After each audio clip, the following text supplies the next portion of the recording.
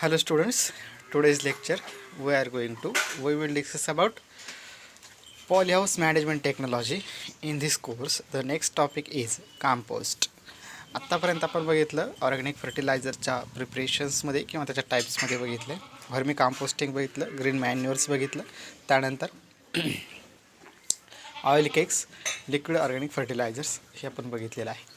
त्यानंतर नेक्स्ट आहे कंपोस्ट. आता हे कंपोस्ट ॲक्च्युअल कन्सेप्ट काय आहे आणि कंपोस्ट का करायचं आहे आणि कंपोस्टने काय आपल्याला बेनिफिट प्रोव्हाइड होईल इन पॉलीहाऊस टेक्नॉलॉजीमध्ये.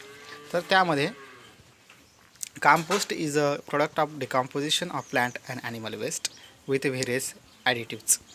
मग ॲनिमलचं वेस्ट आणि ॲग्रिकल्चरल वेस्ट या दोन्हीचं जे कंपोस्टिंग डिकम्पोजिशन केलं जातं आणि त्यापासून जे सॉईल मटेरियल तयार होईल किंवा जे फर्टिलायझर मटेरियल आपण म्हणू ते डिकम्पोस्टेड झालेलं जे मटेरियल आहे दिस इज अ कंपोस्ट. पण ते कसं बाय नॅचरली ऑर्गॅनिझम्स ते करतात. आणि व्हर्मी कंपोस्ट मीन्स वाट, त्याच्यामध्ये आपण काय करतो, अर्थवर्म हे जे ऑर्गॅनिझम्स आहेत किंवा ऑब्जेक्ट आहेत हे काय करतो आपण त्याच्यामध्ये रिलीज आउट करतो आहे.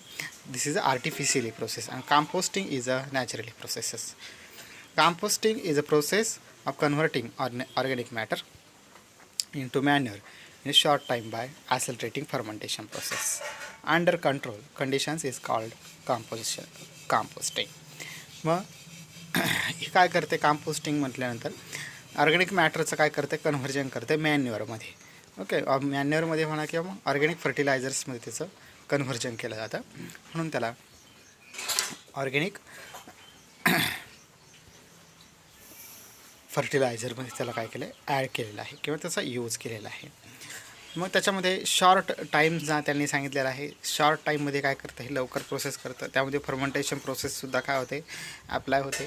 त्यानंतर control conditions is called composting. मग ते कंडिशन्स जे असतील नॅचरल कंडिशन्स किंवा फेवरेबल कंडिशन्स त्या कंडिशन्स जे आहेत त्या कंडिशन्स काय करते ते अप्लाय करते आणि फ्लो करतं.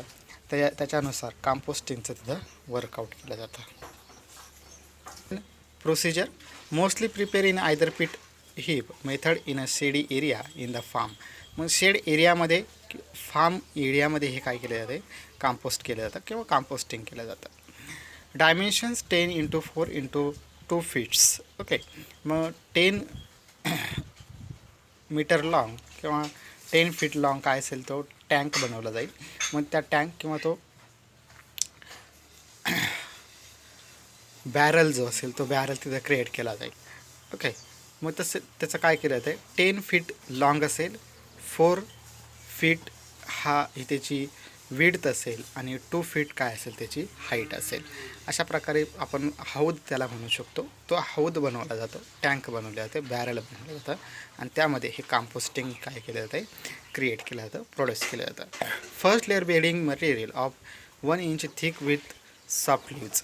मग फर्स्ट लेअर जो आहे तो काय केला जातो आहे, सॉफ्ट लीव्ज म्हणजे जे सहजासहजी काय होऊ शकतात, डिकम्पोज होऊ शकतात. प्लांटचे लीव्ज, ब्रॉड लीव्ज असतील ते लीव्ज, सिम्पल लीव्ज जे असतील ते काय केले जातात, फर्स्ट लेअर त्याच्यावरती क्रिएट केला जातो. Second layer 9 inch thick organic residue layer finally chop material. मग फायनल ऑर्गॅनिक रेसिड्यू असे थोडंसं हार्ड मटेरियल त्याच्यावरती काय केलं जाईल, रिलीज आउट केलं जाईल. Then third layer dung water equal mixture of the 2 inches layer. मग थर्ड लेअर जो आहे, थर्ड लेअरमध्ये काय केलं जातं, डंक आणि वॉटर म्हणजे जनावरचं शेण आपण त्याला म्हणतो आणि अदर ॲग्रिकल्चरल वेस्ट, त्यानंतर वॉटर हे काय केलं जातं, मिक्स केलं जातं 2 इंच लेअरमध्ये. हे त्याच्यामध्ये मिक्स केल्यानंतर continue the layer of ground level, म्हणजे ग्राउंड लेवलला काय केलं जातं, हे लेअर्स केले जातात. Regular watering should be done. मग त्याला वॉटर जे आहे, वॉटर काय करायचं, रेग्युलरली प्रोव्हाइड करायचं जेणेकरून ते कंपोस्टिंग करण्यासाठी, डिकम्पोजिशन करण्यासाठी ऑर्गॅनिझमला काय होतं, इझी जातं आणि कंपोस्ट मटेरियल जे आहे ते वेल डेव्हलप होतं.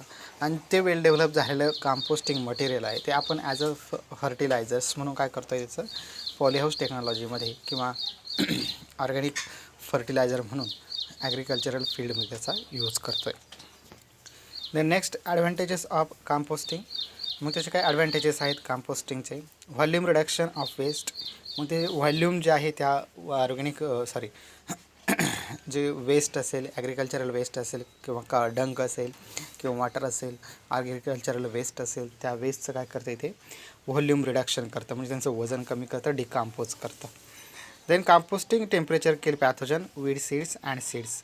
मग कंपोस्टिंग हे काय करतं, टेम्परेचर जे असेल त्या टेम्परेचरमध्ये काय होतात, पॅथोजन्स जे असतात ते पॅथोजन काय होतात, किल केले जातात, डिस्ट्रॉय केले जातात.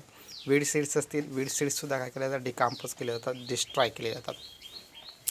सीड्स वीड सीड्स किंवा अदर जे सीड्स असतील, ब्रॉड सीड्स, त्या सीड्सचं काय केलं जातं, डिकम्पोजिशन केलं जातं आणि त्याचा ऑर्गॅनिक मॅन्युअर म्हणून यूज केला जातं.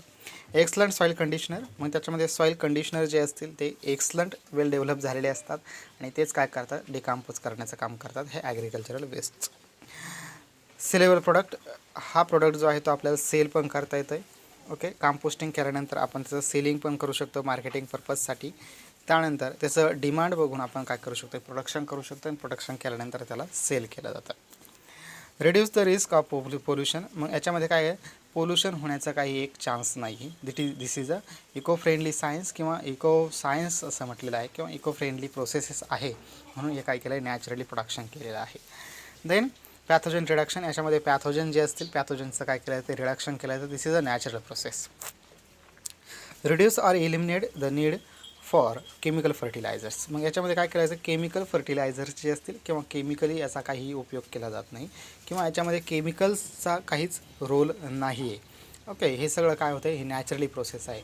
तर फॉर एक्झाम्पल केमिकली कसं नाही आहे तर ते आपण बघूया. त्याच्यामध्ये काय केलं जातं आहे, कावडंग किंवा ॲनिमल डंग जे असेल ते यूज केलं जातं आहे, वॉटर यूज केलं जातं आहे, त्यानंतर ॲग्रिकल्चरल वेस्ट असेल हे यूज केलं जातं आहे. ओके, ते यूज केल्यानंतर त्याच्यामध्ये ऑलरेडी केमिकली काही प्रेझेंट नाही आहे, त्याच्यामुळे इथं केमिकली काही प्रोसेस होत नाही, त्यामुळे केमिकल रिड्यूस किंवा केमिकल फर्टिलायझर असं म्हटलेलं आहे. रिड्यूस म्हणजे केमिकल जे आहे ते काय करते, डायरेक्टली ते रिड्यूस करते किंवा प्रोड्यूसच करत नाही किंवा केमिकलचा त्यामध्ये काहीही रोल नाही. Promote higher yields of agricultural crops, मग जे ॲग्रिकल्चरल क्रॉप्स असतील त्या क्रॉप्सचं काय केलं जातं आहे, त्याच्यामध्ये यील्ड प्रोडक्शन जास्त प्रकारे होतं किंवा वेल क्वालिटीचे ॲग्रिकल्चरल क्रॉप्स तिथं प्रोड्यूस केले जातात with the help of composting. Capture and destroy 99.6% of industrial volatile organic chemicals in contaminated years. मग कंटॅमिनेटेड इयर्स त्याच्यावरती जर अप्लाय केली किंवा ते ॲग्रिकल्चर किंवा इंडस्ट्रियल वेस्ट असेल याच्यामध्ये काय असतात, केमिकल्स असतात, मग ते केमिकल डिस्ट्रॉय करून किंवा ते रिलीज आउट करून फक्त तिथं काय केलं जातं, नॅचरलीच कंपोस्टिंग तिथं केलं जातं. देन ड्रॉबॅक्स युजिंग कंपोस्ट, मग त्याचे ड्रॉबॅक्स काय आहे, जर आपण जास्त कंपोस्ट यूज केलं किंवा लो क्वांटिटी कंपोस्ट जर यूज केलं तर त्याच्या काय तिथं आपल्याला बेनिफिट्स किंवा ड्रॉबॅक्स होऊ शकतात. The product is weightly and bulky making is expensive to transport. Okay, मग हे जर आपण जास्त प्रमाणात प्रोडक्शन केलेलं आहे मग आपल्याला त्याचा ट्रान्सपोर्टेशनचा प्रॉब्लेम येतो किंवा त्याचं काय केलं जातं, ते वेटेबल असल्यामुळं ते आपल्याला one place to another place migration करण्यासाठी आपल्याला थोडंसं हजार्ड जातं किंवा प्रॉब्लेम्स येतात. ओके, मग त्यामुळं ते काय करणं, कमी प्रमाणातच प्रोडक्शन केल्यानंतर जास्त प्रोडक्शन जरी झालेलं असेल तरी आपण ते काय करत नाही, जास्त यूज करत नाही आहेत. ओके, देन का तर ट्रान्सपोर्टेशनचा प्रॉब्लेम येतो त्यामुळे, आणि अजून काही मटेरियल आहे त्याचं वेटेबल आहे त्यामुळं त्याचं काय केलं जातं, तेवढा ड्रॉबॅक तिथं आपलं होऊ शकतो. The nutrient value of compost is low compared with the chemical fertiliser, आणि यामध्ये काय एक केमिकली फर्टिलायझरचे असतील त्याच्या प्रमाणात याच्यामध्ये काय त्याची प्रोडक्टिव्हिटी किंवा यील्ड प्रोडक्शन करण्याची कॅपॅसिटी जी आहे ती लो आहे. न्यूट्रिएंट व्हॅल्यू काय आहे त्याच्यामध्ये कमी आहे. Nutrient composition of compost is highly variable compared to chemical fertilizers. मग composition of compost is highly variable, मग केमिकल फर्टिलायझर्स आणि ऑर्गॅनिक फर्टिलायझर थ्रू हे कंपोस्टिंग जे केलेलं आहे, मग कंपोस्टमध्ये आणि केमिकल फर्टिलायझर्समध्ये काय मोस्ट डिफरंट आहे फर्टिलायझर्सच्या कंपॅरिझनमध्ये. Heavy metals and other possible contaminants in compost, मग याच्यामध्ये हेवी मेटल्ससुद्धा काय केले जातात,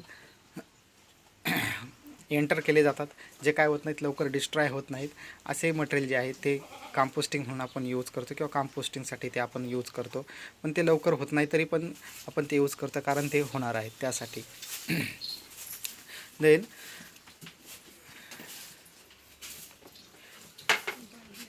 कंटॅमिनंट्स त्याच्यामध्ये आहेत मग पॉसिबल कंटेमिनंट्स त्याच्यामध्ये असू शकतात, म्हणून ते काय करणं यूज करणं आपल्याला त्याचा ड्रॉबॅक्स होऊ शकतो. Long term and or heavy application of compost. मग हे काय लॉंग टर्म प्रोसेस आहे. त्याच्यानंतर application of compost to agricultural soil has been found result in salt. Okay, मग त्याच्यामध्ये काय केलं जातं आहे, it is a long process आहे, हेवी ॲप्लिकेशन आहे कंपोस्टिंग करण्यासाठी. आणि सॉईल मटेरियल जे आहे ते काय केलं जातं आहे, मेटर ॲक्युम्युलेशन असतं, त्यामुळे काय होत आहे त्याच्यामध्ये लवकर ही प्रोसेस होत नाही. कंपोस्टिंग प्रोसेस काय होत नाही, लवकर होत नाही. त्यामुळं हा त्याचा ड्रॉबॅक आहे. May adversely effect plant growth, soil organism, water quality and animal and human health. Okay, मग हे काय ह्युमन हेल्थचा काय नाही मग इफेक्टिव्ह आहे, पण ते काय त्याची जास्त स्लो प्रोसेस असल्यामुळे हे काय करत नाही, जास्त यूज केला जात नाही. ओके, मग केमिकली फर्टिलायझरच्या कम्पॅरिझनमध्ये याचे काय प्रोडक्शन कॅपॅसिटी जी आहे ती काय आहे, लो आहे. त्यामुळे याचं काय डिमांड याची कमी असते. पण तरी पण आपण हे काय करतो आहे, इन ॲग्रिकल्चरल वेस्टसाठी किंवा ॲग्रिकल्चरल फर्टिलायझर म्हणून आपण त्याला ऑर्गॅनिक फर्टिलायझर, त्यानंतर किंवा पॉलीहाऊस टेक्नॉलॉजीमध्ये, ग्रीन हाऊस टेक्नॉलॉजीमध्ये ह्याचं काय केलं आहे, यूज केलेलं आहे. ओके, किंवा यूज केलं जातं. देन नेक्स्ट सिविंग ही प्रोसेस आहे कशासाठी, ज्यावेळेस ते कंपोस्टिंग केलं जातं त्या बॅरल्समधून किंवा त्या टँकमधून ज्यावेळेस आपण ते काय करू, रिलीज आउट करू, रिमूव्ह करू आणि त्याला काय केलं जातं, सिविंग केली जाते. ओके, सिविंग म्हणजेच काय, ते पूर्णपणे चाळून घेतलं जातं आणि त्यानंतर ते काय केलं जातं, पॅकिंगसाठी मार्केटिंगसाठी अवेलेबल केलं जातं.